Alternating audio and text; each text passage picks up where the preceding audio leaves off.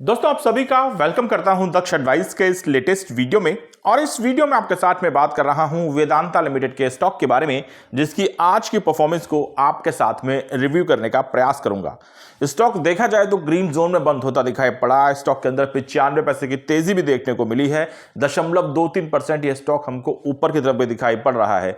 लेकिन राहत की बात यह नहीं है, राहत की बात हमारे लिए सिर्फ और सिर्फ इतनी है कि यह स्टॉक हमको ग्रीन नंबर्स पे क्लोजिंग दिखा रहा है। हालांकि चिंता वाली बात यह भी हो सकती है कि इस स्टॉक के अंदर बड़ी बड़ी खबरों का एड ऑन हुआ है और उसके बाद में परफॉर्मेंस के अंदर आपको नाम मात्र की तेजी देखने को मिली है। जहां तक आज के हाई के बारे में बात करें तो स्टॉक 426.70 के प्राइस तक जाता दिखाई पड़ा, लेकिन वो बड़े वक्ती तौर का यहां पे हम लोग को एक आइटम देखने को मिला था, क्योंकि ना स्टॉक वहां पे सस्टेन कर पाया और ना ही उसने वापस से नंबर्स को रिटेन करने का प्रयास किया। तो ओवरऑल स्टॉक की परफॉर्मेंस आज कैसी रही, इसके पीछे क्या कारण रहे, इन सब के बारे में आपके साथ में चर्चा करने का प्रयास करूंगा। लेकिन वीडियो की शुरुआत हमेशा की तरह इस डिस्क्लेमर से ही होगी कि यह वीडियो आपके लिए रिकमेंडेशन के बेसिस पर डिस्कस नहीं किया जा रहा है। मैं सेबी का रजिस्टर्ड एनालिस्ट नहीं हूं। आपको स्टॉक खरीदने या फिर बेचने की सलाह देना यह मेरा काम बिल्कुल भी नहीं है। यह वीडियो आपके लिए एक फ्रेंडली बेसिस का लर्निंग मॉड्यूल हो सकता है, लेकिन इससे ज्यादा भी इस वीडियो को तूल देने की गलती आपको नहीं करनी है।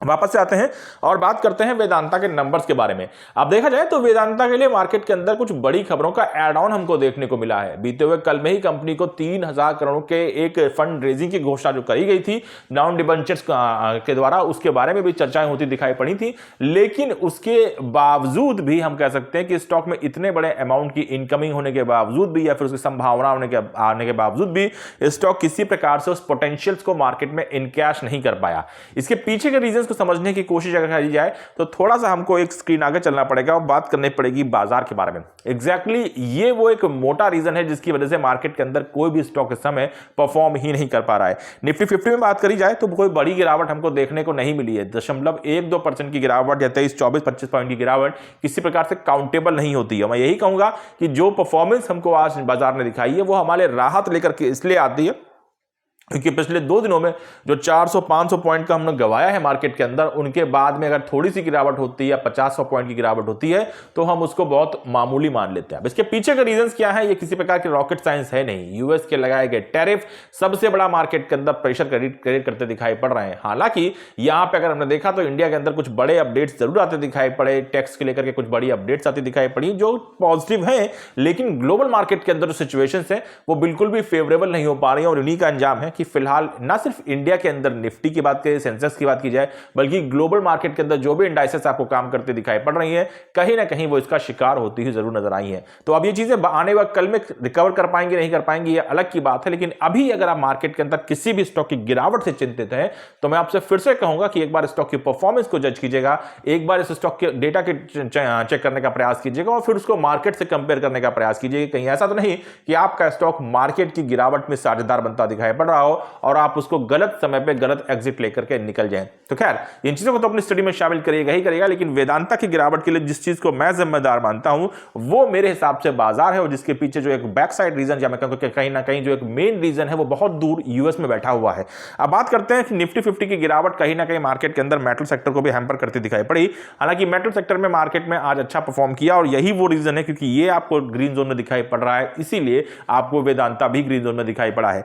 मेटल सेक्टर के अंदर हमको तकरीबन 54-55 पॉइंट की तेजी देखने को मिली है, जो कि मैं कह सकता हूं कि कमजोर खराब बाजार के अंदर एक अच्छा संकेत कही जा सकती है।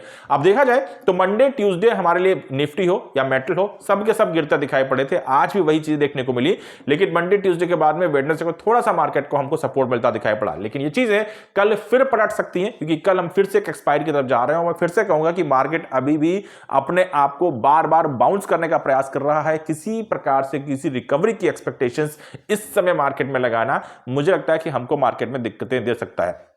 तो ये तो वो रीजंस हैं जो आपको समझने होंगे कि बाजार के अंदर वेदांता में इस समय जो परफॉर्मेंस देखने को मिली है, जो हम लोग को नीचे के लेवल्स देखने को मिल रहे हैं, वो कहीं ना कहीं मार्केट की वजह से आते दिखाई पड़ रहे हैं। और ये कुछ ऐसे रीजंस हैं जिनके ऊपर आप कुछ नहीं कर सकते, मैं कुछ नहीं कर सकते, लेकिन इनका इन्फोर्समेंट समझने का प्रयास कीजिए। वेदांता की तरफ 3000 करोड़ का एक बड़ा आपको यहाँ पे एनसीडी आता दिखाई पड़ा, नॉन कन्वर्टेबल डिबेंचर्स की तरफ से कंपनी इतने फंड मार्केट में रेज करती दिखाई पड़ रही है। एक और भी खबर मार्केट में भी आती दिखाई पड़ी है, वो भी मार्केट में लाइव मार्केट में आती दिखाई पड़ी थी ये कंपनी अपनी कुछ स्टॉक होल्डिंग को मार्केट में सेल कर रही है और भी फंड्स के बारे में चर्चा करते दिखाई पड़े साउथ अफ्रीका में, जिसको डिटेल में किसी वीडियो में डिस्कस करेंगे।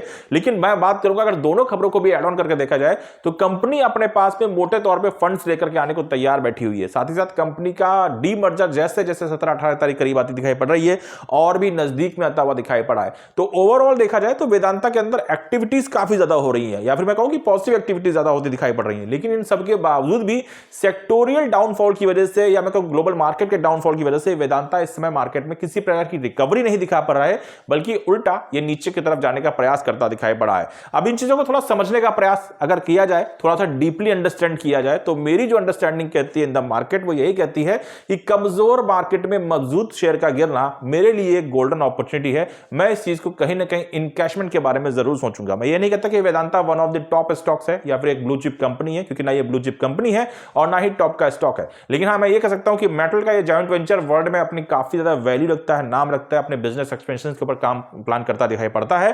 साथ ही साथ अपने जो सबसे बड़े इनकी गले की फांस है, जो कि इसका जो इनकी डेट्स है, उसको भी कंपनी कहीं ना कहीं बड़ा ही सिस्टमैटिक तरीके से इस समय खत्म करने के प्रयास में चलती दिखाई पड़ रही है। और ऐसे समय में मजबूत स्टॉक के अंदर कमजोर बाजार में गिरावट मेरे हिसाब से कहीं ना कहीं हमारे लिए एक मौका मार्केट में तलाशती बनाती दिखाई पड़ रही है। तो मेरी ये अंडरस्टैंडिंग है जिस हिसाब से मैं इस स्टॉक को देख रहा हूं। ये सिक्के का एक पहलू हो सकता है, दूसरा पहलू शायद नेगेटिव हो, लेकिन मेरी उसके ऊपर बहुत ज्यादा बेट नहीं है या फिर मेरा उसके ऊपर बहुत ज्यादा फोकस होता हुआ दिखाई नहीं पड़ रहा है। साथ ही साथ कंपनी को समझने का प्रयास करें तो कंपनी डिविडेंड के रूप में भी हमारे साथ में अच्छी खासी चीजों को बार बार डिस्कस करती जाती है। कल भी मैंने आपके साथ में वेदांता के डिविडेंड के बारे में चर्चा करी थी। हालांकि मैं फिलहाल इस मंथ में वेदांता से किसी डिविडेंड की एक्सपेक्टेशन नहीं करता, या फिर मैं कह सकता हूं कि किसी प्रकार से Q1 से पहले मैं माफ कीजिएगा Q4 से पहले किसी प्रकार से और डिविडेंड की उम्मीदें नहीं लगा रहा हूं। मिल जाए तो अलग बात है, लेकिन फिलहाल अभी के जो समीकरण है वो बहुत ज्यादा फेवरेबल होते नहीं दिखाई पड़ रहे हैं। लेकिन इन सबके बावजूद भी कंपनी अपने डीमर्जर के जैसे एक बड़ी पोटेंशियल खबर की तरफ जाती दिखाई पड़ रही है। और ऐसे समय में स्टॉक का नीचे के प्राइस पे मिलना निश्चित तौर पे फ्रेश एंट्री के लिए एक अच्छा मुझे लगता है कि अपॉर्चुनिटी क्रिएट कर रहा है।